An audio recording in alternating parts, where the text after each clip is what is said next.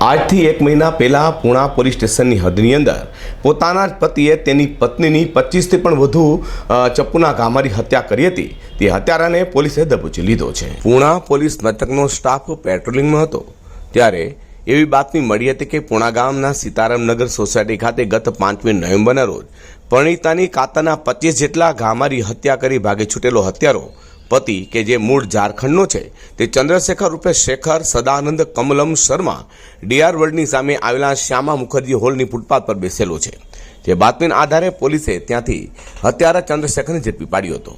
અને પૂછપરછ કરતા આરોપીએ કબૂલાત કરી હતી કે ગત 5મી નવેમ્બરના રોજ સવારના 8:30 વાગે કારખાનેથી તે કામ પૂરો કરી ઘરે આવી રહ્યો હતો ત્યારે બપોરના સમયે તબિયત સારી ન હોવાથી સૂતો હોય પત્ની સંગીતા રૂમનો દરવાજો બહારથી બંધ કરી કોઈકની સાથે વાતચીત કરતી હતી અને થોડા સમય બાદ રૂમમાં આવી હતી, જેને લઈને તેમને પૂછતા ઉગ્ર બની હતી અને હું કોઈની પણ સાથે વાત કરું, તમારે શું, તે બાબતે બોલાચાલી થઈ હતી અને સાંજના સમયે પોતાની તબિયત ખરાબ થતાં દવાખાને જઈને દવા લઈ આવ્યો હતો અને સફરજન લઈને રાત્રિના 8:30 વાગે રૂમે આવતા પત્ની સંગીતાને કહ્યું હતું કે સફરજન કાપીને આપ. જોકે સંગીતાએ સફરજન તથા ચપ્પુ તેના પર નાખી જાતે કાપી દવા લઈ આવ્યો હોય તો સફરજન તું ખા કહી ઝઘડો કર્યો હતો. જેના આવેશમાં આવી જાય તેના શરીરે ઉપરા છાપરી ઘા ઝીકી હત્યા કરી હોવાની કબૂલાત કરી હતી. તો પૂણા પોલીસે ગુનો નોંધી તપાસ હાથ ધરી છે.